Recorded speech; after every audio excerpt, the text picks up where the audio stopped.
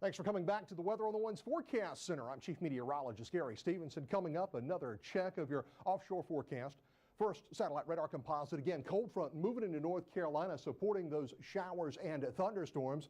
Much improved weather conditions going into Thursday, though. Again, Boynton Beach forecast, south-facing coast, north winds 10 to 20 knots, surf height 3 feet, mid-70s on the water temperature. Offshore, wave height 2 to 4 feet, 7 seconds wave period. No risk for lightning or for waterspouts. East-facing coast, northwesterly breezes 10 to 15 knots, surf height 3 feet, mid-70s on the water temperature. Offshore, wave height 2 to 4 feet, 7 seconds wave period. No risk for lightning or for waterspouts. Off the Crystal Coast for tomorrow, northwesterly breezes 5 to 10 knots, surf height running at 1 to 2 feet, near 70 on your water temperature. Offshore, wave height 2 to 4 feet, 7 seconds wave period. No risk for lightning or for waterspouts.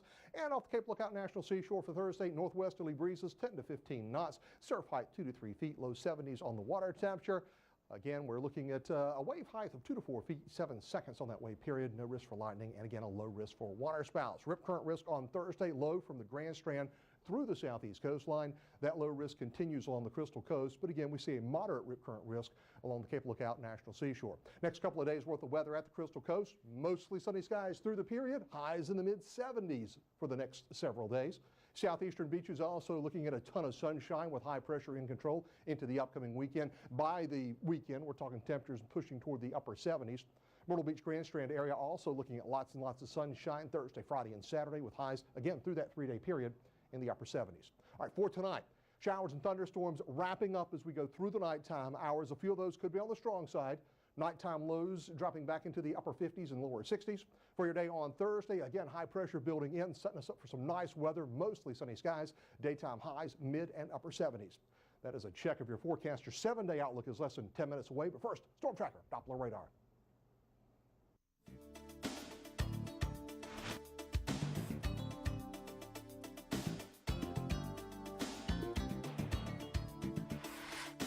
Hundreds of protesters marched through uptown Charlotte Wednesday. They chanted to express their disappointment with Bank of America. Officers arrested 6 people. All the noise spilled over into the building where shareholders met with CEO Brian Moynihan. We have team coverage of the day's events, from the arrest to what officials approved inside that meeting. We start our coverage with News 14 Carolina's Becky Beerider in uptown Charlotte. Marching proudly down College Street, hundreds of protesters converged on uptown Charlotte with a message.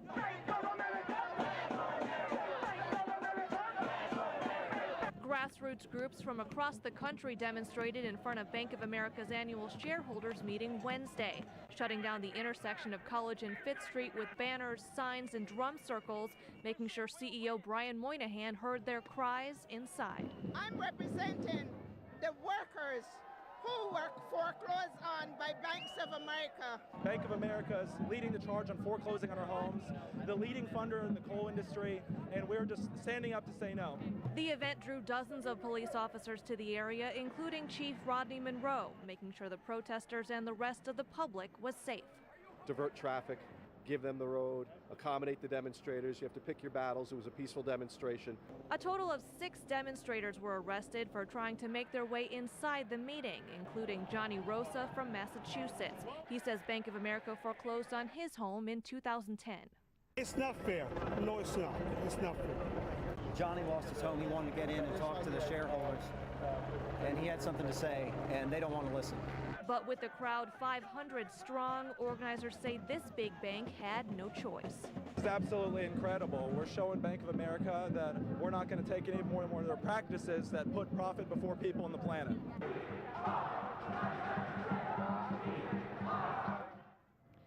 Now, speaking with police, they say they're confident with how they handled today's activities. They also say this gives them a better idea of what to expect for the upcoming Democratic National Convention.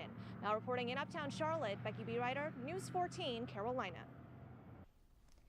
Inside one Bank of America center, shareholders voiced their concerns to CEO Brian Moynihan Wednesday. Shareholders, including members of the protest groups, are upset about the bank's handling of mortgages and foreclosures. Moynihan said Bank of America modified 1 million mortgages, far more than other institutions, and said the company has 50,000 employees working on mortgage servicing, but some shareholders aren't happy with that. He just stated a few facts and figures, if they really were actually true facts and figures. He just said, we'll listen to your concerns. We always listen to your concerns, and then he was just on to the next question. So it just seemed pretty dismissive. Despite concerns from some shareholders, the group did approve a $7 million compensation package for Moynihan. Shareholders rejected proposals that would have required the bank to disclose information about its political lobbying efforts.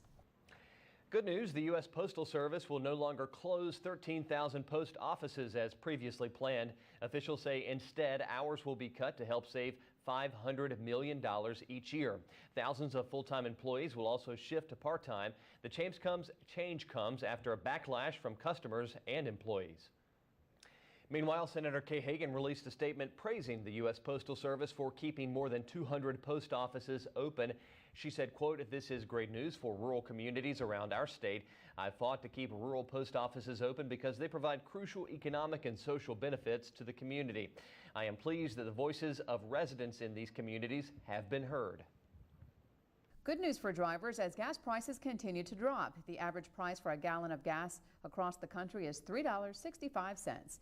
In North Carolina, the average is $3.70. And of course, drivers in our state are noticing that drop. The average price for a gallon of gas in Greensboro is $3.65. Charlotte is not far behind at $3.67. Drivers in the Raleigh-Durham area are paying an average of $3.70, and in Wilmington, drivers are seeing the highest prices in North Carolina at $3.71. Businesswomen in southeastern North Carolina are being tapped for their motivation. You're invited to submit an original quote or a piece of advice for next year's Women in Business of Southeastern North Carolina desk calendar. Organizers say reading quotes from successful women often inspire others. Sometimes you read them and they're funny, sometimes they're serious, sometimes they're motivational. I think it'll help women and see what other women do and what they think. The calendar will feature 365 original quotes that pertain to business, wellness, and personal growth of women. It's expected to be completed by September. Your extended Weather on the Ones forecast is coming up next, but don't forget you can get the forecast anytime on Facebook, Twitter, and News14.com. Stay with us. We'll be right back.